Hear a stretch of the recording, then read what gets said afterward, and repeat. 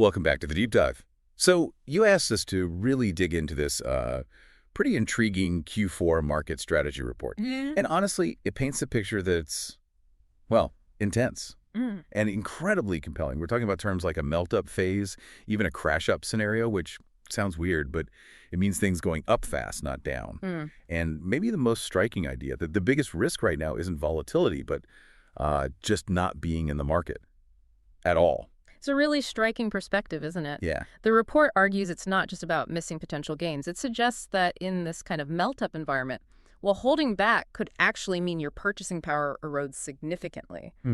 So doing nothing becomes a much more active, maybe even damaging choice than you'd think. Right. Inaction is a risk. So, okay, our mission today is to unpack this whole Q4 strategy.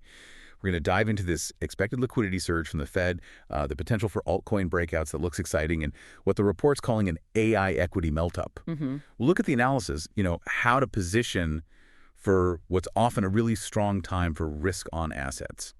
So let's start there. This core idea. What exactly is this melt-up phase they keep mentioning? Right. So the central idea, the thesis, is that we are firmly in a melt-up phase. Think of it as the market just gaining this relentless upward momentum, often without those typical pullbacks you might expect. Okay, just melt. Pretty much. A powerful climb. And we've arguably seen signs already, like the NASDAQ printing 6 bullish monthly candles in a row. 6 months straight, wow. Yeah. And the report says this is mostly driven by just excess liquidity. It started with something they called the Big Beautiful Bill back in April. Right, I remember that phrase. And now it looks like it's about to get even more intense. The report talks about a really pivotal FOMC meeting this week. Ah, the Fed meeting.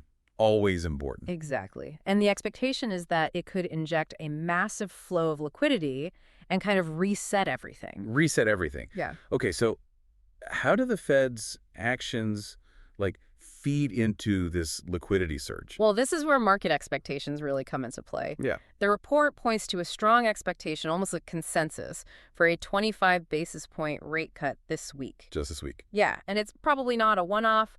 Market folks are apparently already pressing in 3 rate cuts this year. 3 cuts, okay. And looking further out, they're anticipating a full easing cycle by 2026. So this constant lowering of interest rates makes borrowing cheaper, encourages investment, Right. and essentially creates this bullish bias across risk assets. It's like turning up the money tap, making capital easier to get, and that flows into markets. Okay, so we've got this potential wave of liquidity coming. Yeah. And it's not just hitting traditional markets, right? The report says it's about to ignite crypto too, which is apparently in a state of consolidation before expansion. Let's start with Bitcoin. What's the latest there? So Bitcoin, yeah. It's described as being in a bullish consolidation phase.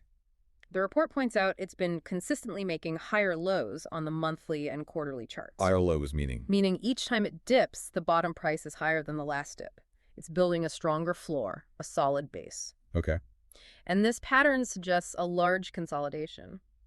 Maybe an ascending triangle. Think of prices getting squeezed into an upward pointing wedge. That usually happens before a big move, rather than signaling a reversal downwards. Right, coiling up for something. Exactly. And there's a critical level to watch, around 108,353 to 108,388 tile. The report calls this a key SR level, like a major price barrier. Okay, 108K-ish. Yeah. If Bitcoin closes the quarter above that level, it would really confirm that bullish consolidation. And it could signal a massive Q4 move, which also lines up nicely with Bitcoin's historically strong performance in Q4. Okay, interesting timing.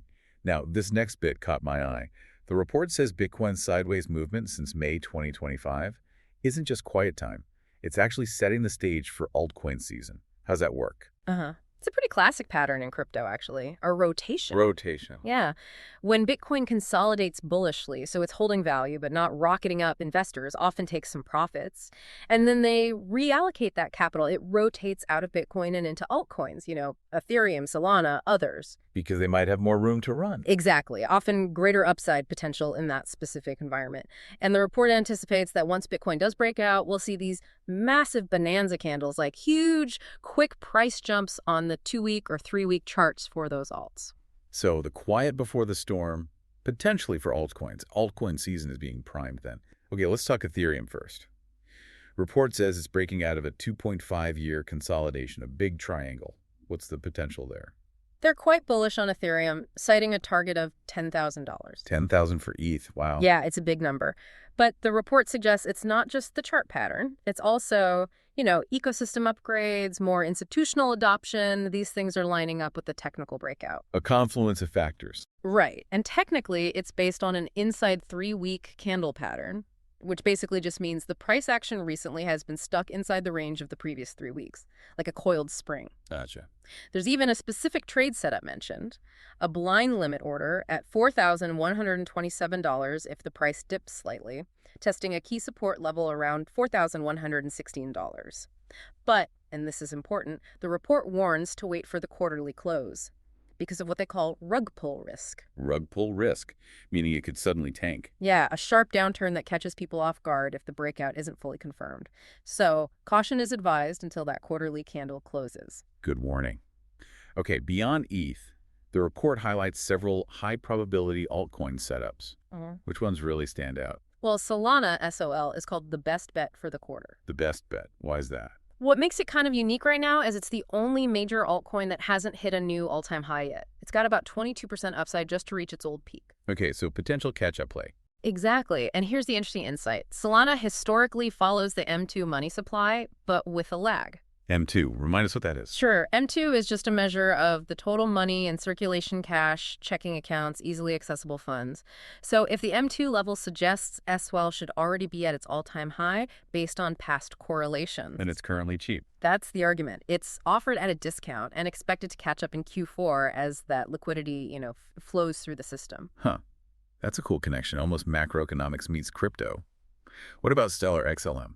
Especially versus XRP. Right. XLM and XRP often move together. But the report says XLM offers superior risk reward. Meaning for every dollar you risk, the potential gain on XLM is higher. They calculate it as 2.82R for XLM versus 1.83R for XRP. Okay, better bang for your buck, potentially. Potentially, yeah. And XLM is showing a strong bullish trigger. It's breaking out of a long-term consolidation triangle, a pattern where price has been stuck in a tightening range for ages. Suggesting a big move is coming. That's the idea. The report targets a minimum of $1, maybe even $2 for XLM. And SUI was another one mentioned. Yeah, SUI showing similar patterns. That inside candle failure stuff, consolidation suggesting it's ready for expansion into Q4, targeting new all-time highs with a specific pattern target around $4.54. So again, it fits this broader theme, various altcoins looking poised to break out. Oh, lots happening in crypto. Let's pivot a bit, because the report also makes a really strong case about the dominance of the AI revolution in equities, in the stock market. Says the U.S. equity market is the primary destination for capital, driven by monetary stimulus and this powerful AI story. So what does this mean for companies? Does the report address how huge some of these predictions are? Yeah, this is where they draw parallels to history, specifically that pre-tech bubble boom period. The report flat out suggests AI companies could see valuations rise 50%, maybe even 100% in just the next 1 to 2 years. Wow, 50 to 100%. That's huge. It's definitely bold. But it's anchored in this belief that the AI revolution isn't just hype. It's a fundamental game-changing shift. Does it mention downsides?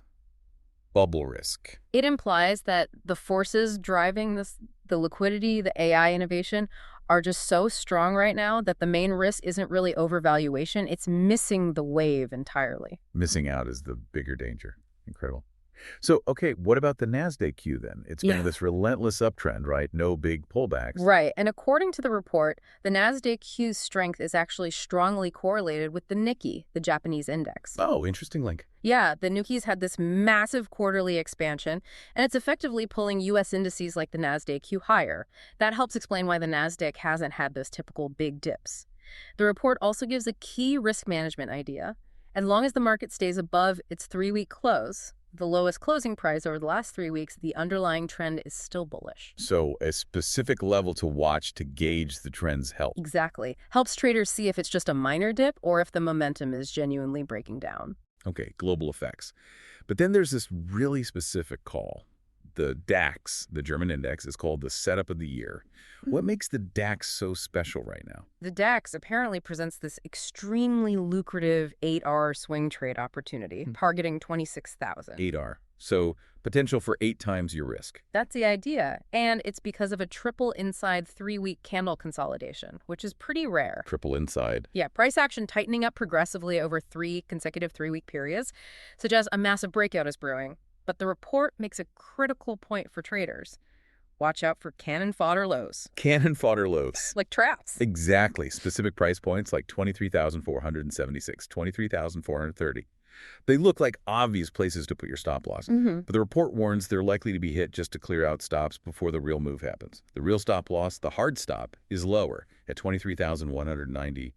Below that, then maybe the bullish idea is wrong. Oh, okay. Good tactical insight there. Now let's get into specific AI stocks. Microsoft, MSFT, is called the alpha play for Q4. Why Microsoft? Well, Microsoft's actually been lagging the NASDAQ a bit recently. Yeah, but the report thinks it's positioned to seriously outperform because of all its AI partnerships, XAI, Anthropic, plus big government contracts. And what's really compelling is this cross-market analysis. Comparing it to the NASDAQ, he suggests Microsoft should technically be trading at $555. $555 based on correlation. Based on that correlation, yeah. And fundamentally, the argument is strong too. Microsoft's contracts, getting companies deeply embedded in its tech stack like Azure and Fabric, it basically creates customers for life. Sticky business. Very sticky, promising huge incremental revenue over the next year or two. The report even points to Oracle's recent earnings reaction options jumped like 418% in a day as a sort of comparison for Microsoft's potential. Whoa, okay. That Oracle example really drives it home. What about Amazon? Described as a lagging AWS giant. Yeah, Amazon's been trading sideways for about 3 months, but its chart looks a lot like Google's chart did, and Google has been pushing higher. Suggesting Amazon's turn is coming. That's the idea, that Amazon is poised to play catch-up. The report gives targets of $264, then $292, and earnings are coming up October 23rd, so that could be the catalyst. Okay, keep an eye on Amazon earnings then. Yeah. And Netflix. How does AI fit into the Netflix story? Netflix has a pretty compelling setup, too. An inside 2-month candle and maybe an inside quarterly close coming up. Again, that tight consolidation pattern. It should also benefit from U.S. economic stimulus. There's a potential dip buying spot identified between $1,064 and $1,100. But the fundamental driver is fascinating. It's AI drastically cutting production costs. How drastically? The report claims a blockbuster movie that might have cost, say, $400 million to make could now potentially be made for just $50 million using AI tools. $50 million instead of $400 million? That's insane. A huge shift, yeah. They reference tech like Google's VO3, that text-to-video AI. If that plays out, Netflix's profit margins could just go bazooka up, as the report puts it. Bazooka up, love that. Could cause the stock to double, potentially. That's the suggestion, yeah, if those cost savings materialize. Incredible potential shift in that industry. Right. Okay, finally, in equities, Tesla. What's the outlook there? Tesla is showing heavily bullish price action, according to the report. It points to an inside quarterly candle failure. Another one of those failure patterns. Yeah, and they're powerful signals. It means price dipped below the previous quarter's low, looked weak, but then buyers rushed in, pushed it back up strongly, and closed high. It invalidates the weakness and shows huge underlying demand. Okay. It's also breaking out from a double inside quarterly candle consolidation. 2 whole quarters stuck in a super tight range often precedes an explosive move. The invalidation level where the idea breaks down is the current quarter's low at $288. Targets back to all-time highs, then potentially $563 and even $658. Okay, lots of bullish setups across the board. Yeah. So let's try to wrap this up. Key takeaways from this deep dive. The overall picture for Q4 based on this report is just overwhelmingly bullish for risk assets. Right. That's the main message, yeah. Fueled by these big catalysts, expected Fed rate cuts, strong seasonality historically in Q4, and this huge AI revolution narrative. And in crypto, Bitcoin's consolidating bullishly, potentially setting up big altcoin moves. We heard targets for Ethereum at $10, XLM maybe $1, $2, plus strong potential in Solana and SUI. Exactly, driven by that capital rotation and their own specific catalysts. And then in U.S. stocks, especially AI-related names, Microsoft as the potential alpha play, Amazon, Netflix with those cost savings, Tesla breaking out, all look poised for significant growth. And crucially, the biggest risk identified isn't things crashing down, it's underexposure. Missing out on these potential gains. Looking ahead, maybe some choppiness the next couple of weeks as Q3 ends, but the report thinks the real expansion, the Q4 move, kicks off in October. And these bullish setups should hold as long as the Fed keeps cutting rates. That seems to be the underlying assumption, yes. Continued easing supports the bullish structures. So this deep dive really highlights a market being reshaped by, like, two massive forces, doesn't it? This huge injection of liquidity and the incredible power of AI. If the report's right, and the biggest risk is not being in the market, and at the same time, AI is slashing costs by 90% in some areas, like filmmaking. What does that even tell us about traditional investing going forward? It's a profound question, isn't it? It really makes you think, how might these forces demand totally new ways of assessing value or managing risk, especially when we're seeing predictions of such unprecedented gains? Yeah, definitely gives us a lot to chew on as we head into the final quarter of the year. Do old models even apply anymore? It certainly suggests we need to be flexible and maybe question some long-held assumptions about how markets are supposed to work, especially with these shifts happening so fast. Well, thanks for joining us on the deep dive. We hope this gave you a clear and maybe slightly mind-bending look into what's potentially coming for the Q4 market. We'll catch you next time.